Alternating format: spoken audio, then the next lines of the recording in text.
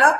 मैं आपसे पूछूंगी कि ये जो पिछले 24 घंटे में खारगोन में हुआ है, जहां पर पहले रामनवमी पर क्लैशेस होते हैं और उसके बाद बुलडोजर निकाले जाते हैं और आपकी तरफ से बयान आता है कि जिन्होंने पथराव किया उनके खुद के घर भी they will be reduced to rubble.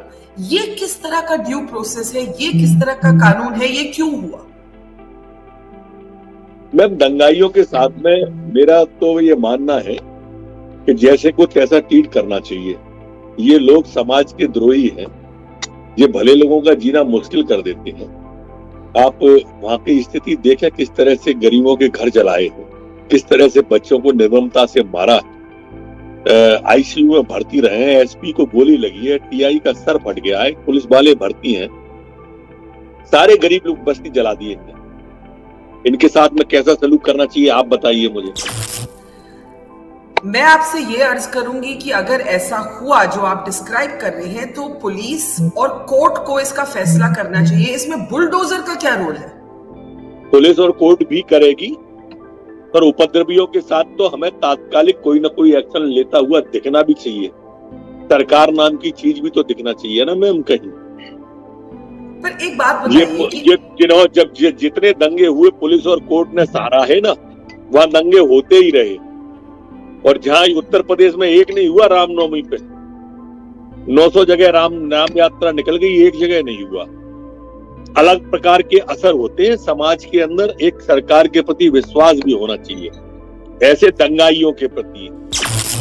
मैं आपसे फिर पूछती हूँ, आप गृह मंत्री हैं, आप एक तरह से लॉ को बहुत अच्छी तरह समझते हैं।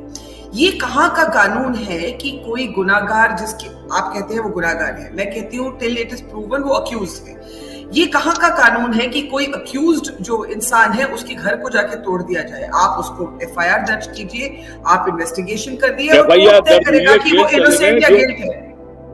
जो नियम प्रक्रिया से अतिक्रमण है, जिनका अतिक्रमण करके जो मकान बने हुए हैं, वो तो टूटेंगे जब कानूनी कार्रवाई होगी। सारी प्रक्रिया कानून की पूरी की गई है उसमें। ये इंक्रोचमेंट ड्राइव है कि ये आप दंगेओं को, जो राइटर्स हैं, जिनको आप राइटर्स कहते हैं, उनको दंड देने की ये दोनों प्रकार की तीनों प्रकार की कार्रवाई है। वो बिना अनुमति के है, नगरपालिका अधिनियम का वायलेशन है, सरकारी जमीन पे कब्जा है, सारी चीजें हैं उसमें। लेकिन अगर आप देश में देखिए, आपने भी वो वीडियोस देखे होंगे, बहुत से वीडियोस में मुसलमानों के खिलाफ गाने भी चल रहे हैं डीजे के साउंड सिस्टम से। नहीं, ऐसा नहीं, रामनवमी वाले में ऐसा नहीं है, मुसलमानों के खिलाफ कुछ नहीं चल रहा है। मैं खारगोन की बात नहीं कर रही, आपने कहा देश में जगह जगह जो चीजें हुई, मैंने कहा ऐसे वीडियो भी आए। मेरे को पूरी जानकारी सिर्फ खरगोन की है। तो खरगोन में आपको क्यों लगता है जो हुआ?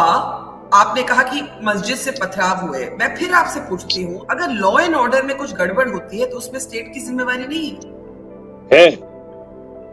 पूरी जिम्मेदारी है। तो डेमोलिशन करके, जिन पे अभी फॉर्मल तरीके से, जिनको कोर्ट ने अक्यूज्ड भी नहीं कहा, आप डेमोलिशन कैसे कर सकते हैं उनके घरों का? Isn't it illegal?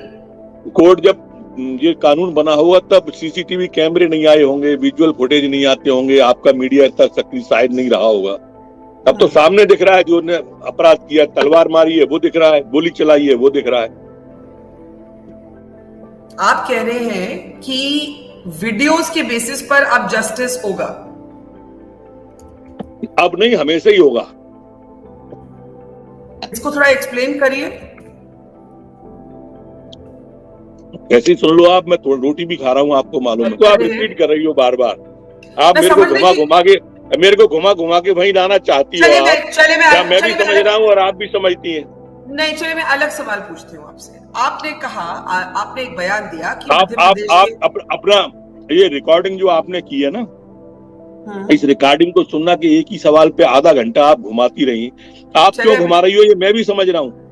आप मेरे को क्या बुलवाना चाहती हो इतना मैं समझता हूँ। हमारे मूल भाव आपका क्या है ये मैं आपका मैं ना सुनो आप, मैं खत्म,